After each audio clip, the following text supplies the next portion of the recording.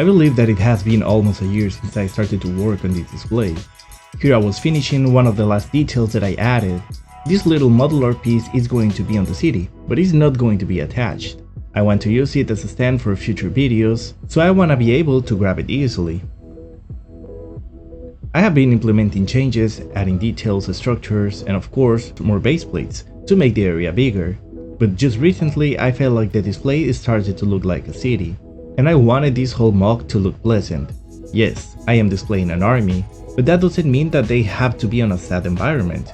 I want the place to look aesthetically pleasing on its own before adding the clones. My original idea was to make a plaza to give some context to having a bunch of clones on the display, and I think I was truthful to the original plan, even though I have added way more than I first intended. So far I have one building, a landing area that still needs to be expanded, a bridge, and a lot of open space to display the figures. This has been a really fun project. I was able to implement different techniques that I've learned by making other mocks, but now I'm putting everything together in one massive display. I added vegetation that will match the cherry blossoms that I already had, and these colors definitely brought some life to the mock. I also try to make interesting things like a garden but with water plants, and little details like that all around. And I think I got to the point in which I thought it looked finished enough for me to bring out the clones.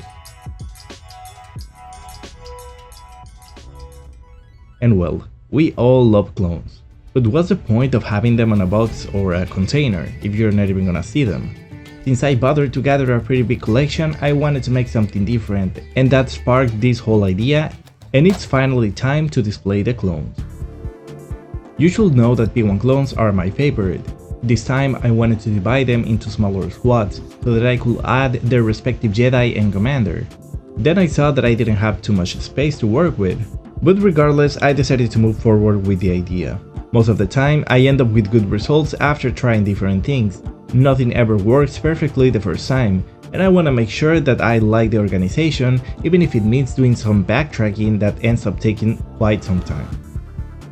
And of course, I'm mentioning this because as I was adding the Phase 2 clones to the display, I kept running out of space and the distribution became an issue. Keeping in mind that I already had the P1 clones distributed into smaller squads, I decided to switch places with the Phase 2 clones, and this was definitely the right decision. I try to separate the P2 clones into their respective legions or battalions, something that I don't have to worry about with the P1 clones.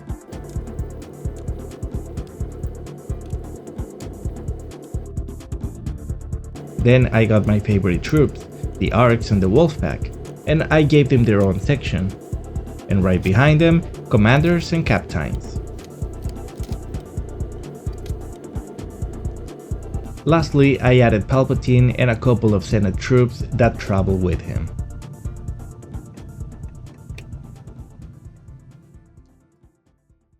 On the Phase 1 side, I have 58 troopers, with 32 of those being regulars, and the rest having different markings from their respective rank or role.